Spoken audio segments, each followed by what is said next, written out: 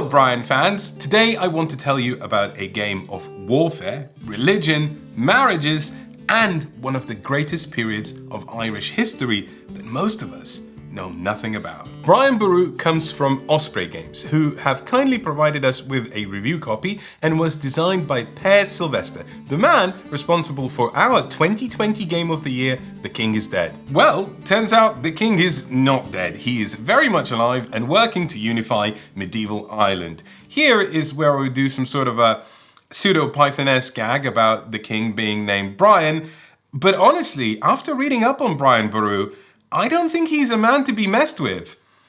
And also John Cleese is a bit of a Brian Boru is a game that surprised me with its richness, clarity of purpose, and layers. Don't worry, I'm not going to compare this game to an onion, not even post-ironically. Instead, I'll compare it to that famous Irish dessert, the croissant. 55 layers of luxurious laminated dough, 27 layers of fresh, indulgent creamy butter, all condensed into a compact, singular vision and baked to perfection. And to be good at Brian Boru is to unpeel each crispy, creamy fold without tearing it. I guess what I'm saying is, I think I like this game. 1,000 years ago, literally, Ireland, despite having a population of fewer than 500,000 people, had over 150 kings. That is more kings than Ireland has Burger Kings right now. So as you can imagine, the island was a little bit disjointed. In Brian Boru, you, like Brian, are trying to unite Ireland and ultimately be the High King, the one ruler to rule them all, and in the dark... No, that's a different property. You'll achieve this by fending off Vikings, building monasteries, marrying yourself off, and trick-taking. To those who don't know trick-taking, I covered this genre of card games in our review of The Crew, an excellent little gem you should familiarize yourself with if you haven't yet. But the short of it is that in trick-taking games, each turn, players play one card and one player trumps the others and wins the trick. Except in Brian Boru, where the trick ends, the actual game begins. If you win a trick, you get to claim one of the locations on the board as holding loyalty to your fledgling kingship. In the past, to show this, if you were a medieval fellow, you would have avenged your family's deaths. If you were a dog, you would just pee on it. But we in the board game community like to represent it with something far more meaningful than either of those. Little wooden discs. If you hold the most allied towns in a region, you get that region's control token. And if by the end of the game you still hold that token, that is victory points. But allegiances are fickle, and what can be won can also be lost. Have enough points at the end of the game and you will be crowned Brian, something we can all aspire to. However, your transformation into Brian will not come easy. Don't let this game's beigeness fool you into thinking that it's dull. I mean, I'm pretty beige and actually forget about that. Hidden underneath this soft-toned Irish landscape is a puzzle of conflict, pitfalls, and hubris. If we take Brian Boru at face value, the path to victory seems simple. Take tricks, claim towns, claim territories, win. An area majority game delivered through card play. But this path was built on blood and conflict, and it turns out that winning the trick isn't always the goal. Before we continue, let's get something out of the way. Brian Boru is a joyous game, but its joy comes from tinkering with each mechanism. That doesn't mean it's a dry game. The moisture comes from friction through conflict and the complications it creates. At the beginning of every turn, one player is the leading player. They'll choose which town everyone will vie for and play a card to the trick in the matching color. So if I was the leading player and I wanted us to compete for this yellow town in a region that I think is pronounced as Northern O'Neill, I would place this ring here and would play a yellow card from my hand. Then each other player plays one of their cards to that same trick and the highest yellow card wins. There are 3 different colors of towns on the board and 4 different colors of cards. Red representing military and opposition to Vikings, blue getting chummy with the church, and yellow representing political marriages. More on that later. The 4th color of card are royal wild cards.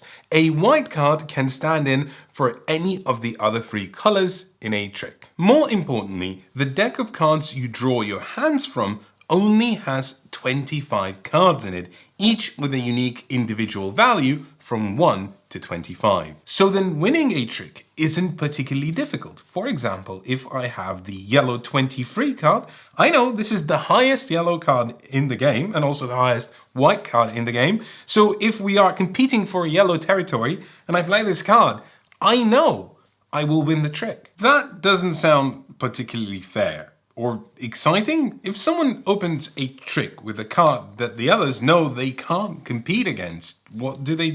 Do they just sit there dejectedly playing cards they know they can't win with? Well, I haven't yet told you about secondary abilities. The game is not about winning tricks. It's about winning tricks with the right card at the right time and in the right location. And if you're not doing that, you can instead use secondary abilities to compete in other ways. Winning with a high card is costly. Literally, you will have to pay coins, and coins are pretty rare in this game. And if you don't have them, you will have to pay in victory points. But you're also missing out on some juicier bottom bits that a high card gives you. In fact, you might not want to win with a high card at all, instead playing it to a trick with a different leading color so you can get some better rewards. It's also possible to win with a low card, which is great as you'll get to claim a town and get bonuses on top. But good luck engineering that. To recap, what you want to do is to win towns so you can claim regions, so you can get points, so you can win the game. But to win towns, you need high value cards. But what you want to do with high value cards is lose. If that wasn't enough of a your own leg kicking your own butt moment, let me tell you more about these secondary actions. It's easy to see Brian Boru as a conflict. After all, here we have a map and we do the conflict on it. But secretly, there are 4 conflicts happening simultaneously. The map itself is composed of 8 mini battlefields, yet there are another 3 masquerading as the most mundane Eurogame trope: tracks. I mentioned that yellow cards thematically represent political marriage, but I somewhat buried the lead. They literally marry you to someone, more than once if you're the highest on the marriage track multiple times in the game. Check out Niall. Would you like to do the cha-cha-cha with him? I mean, I wouldn't mind. His hair, the way he lovingly holds his bow, he's clearly a gentle soul, and he's got it going on. Sure, Niall's a hottie, but his dowry might be as valuable as a packet of used tea bags. Arranged marriages amongst royalty were pretty common in medieval Europe, but what the marriage came with was more important than the person themselves. Thankfully, designer Per Sylvester makes a point of noting it in the rulebook that not only does he not endorse this practice, but he also doesn't recommend it.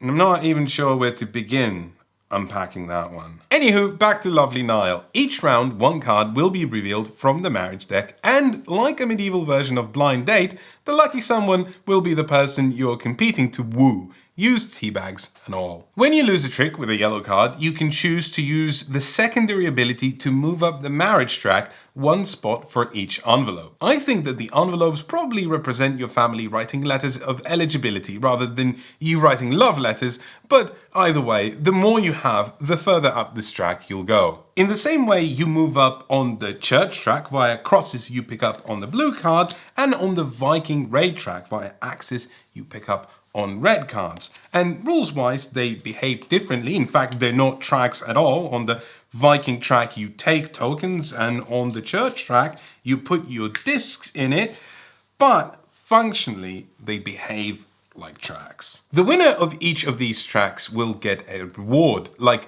building a monastery on any of your claimed towns, thereby doubling its region control value, or flooding in Vikings to usurp someone else's town, making it no longer theirs. And just like that, the game injects unpredictability. Once you win a town, you know that town is yours, and nothing can change that except someone winning on the Viking racetrack and making that town a Viking town and therefore no longer yours. Except you playing the Brian Boru card and removing that Viking token. Except you might never draw the Brian Boru card and that town will remain forever a Viking town. Except someone might marry Estrid, Princess of Denmark, and claim that Viking town as their own. Except they might spurn her instead and get 4 victory points. Except, actually, I think that's it. But the point is that this game can play out in a lot of different ways. Spurn isn't my word, by the way. It's an actual rules word in the rule book. You can spurn someone in this game, which I think is amazing. I always wanted to spurn. There are things I don't like in games. Lazy design choices like event decks, unnecessary take that, and tracks. So let me tell you right now that nothing prepared me for the nail-biting finale of each of Brian Boru's rounds. You spend your turns playing cards, maneuvering, pivoting, bluffing, trying to wrest control of important locations. And then the game reminds you of all the things you've forgotten that aren't just important, but that swing the precarious balance of power in 4 different directions. The action phase, with all its drama and politics, is theatre. The upkeep phase, the resolution of each track and seeing who controls each region, that is the post-play discussion. You feel clever for discerning an obscure detail that everyone else has missed, and the game rewards you for that. You also feel a bit of a noodle for all the things that you missed that your friends picked up on. It's a reward and punishment simultaneously. In his blog, Spielbar.com, designer Per Sylvester says that Brian Boru is in fact not a trick-taking game, and had I played this game fewer times, I would have agreed with him. I mean, I get where he's coming from. He's managing expectations. Trick-taking is what you do, but ultimately it's just a mechanism that facilitates a much grander scope of play. It's not the main dish, it's the waiter that brings the platter, lifts the cloche, and serves you something unexpected. If you tell a fan of trick-taking games that you will be playing a trick-taking game and then you bring out Brian Boru, they might end up disappointed, because it is only when someone wins a trick that the actual game spills out. It's a trickling down game. Yet, after floundering in this sea of intricacies, I realized I was deploying the same tactics as I would in any trick-taking game. I counted cards, I baited cards out of my opponent's hands, I weighed up the benefits of winning a trick or losing a trick, and I bluffed about the capabilities of my own hand. Per Sylvester, I know you designed this game, but maybe you're just not playing hard enough.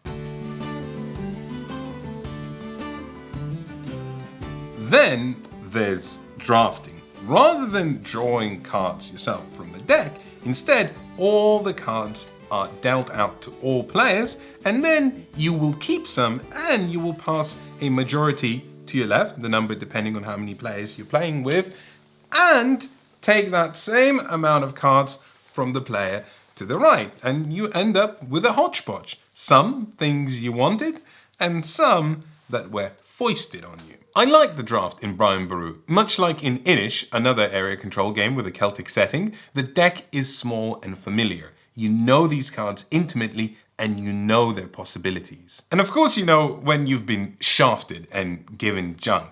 But I think my favorite part is that you always pass to the left, meaning that you develop a relationship with the players next to you. The player on your right is now your nemesis. They're the person that constantly manipulates your possibilities. I remember one game where a player kept passing me high-value cards. Great, I thought, now I can win all of the towns. Except I then very quickly ran out of money and also possibilities. The player to your left is the one you can have some fun with. In another game, I made it my mandate to never pass a red card to the player on my left. And in turn, they could never win on the Viking track. But the best part is that because I had all the red cards, I would get all the Viking tokens, and I would decide which of their towns now became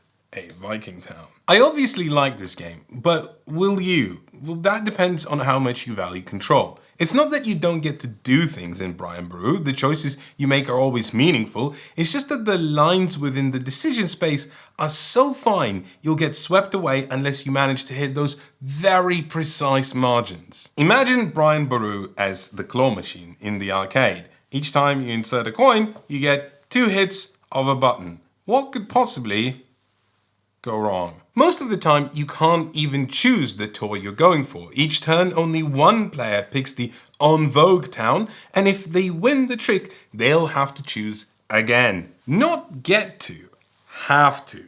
Maybe you are that person. Maybe you don't even want to win towns, and the other players know that, and they'll keep making you win. Isn't that a hoot? Now imagine you're not hitting a button to stop a machine riding a linear path, but timing it to the whims of people. Are they going for the monastery at the top of the church track, or is that just a diversion? Is someone about to demolish your town with Vikings?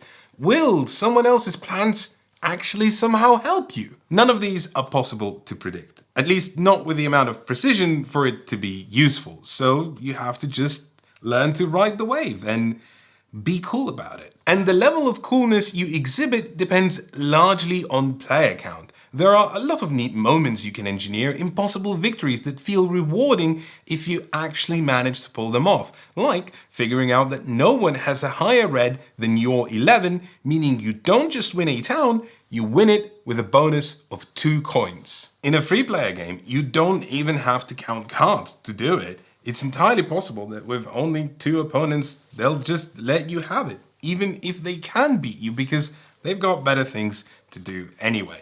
In a 5-player game, not a chance. Brian Boru reminded me of older Eurogames like Hansa Teutonica or El Grande, lean and mean, easy to teach yet rich in complexity. I think though, you have to have a certain amount of appreciation for what it is to really love it. It's a design that indulges itself, but whether it'll let you join in on that indulgence depends entirely on you already speaking its language. I wish it had a better rulebook too. Don't get me wrong, when it comes to teaching you the game, it does a great job. But Per Sylvester designs live in the minutiae, in tiebreaker rules, in the nifty situations they create, and often I wished for an FAQ at the back that covered the many funky exceptionalities we stumbled into. I also have to admit that for a game designed by a German person and published in England, to my admittedly untrained eye that's never seen Ireland for itself, the game feels authentic.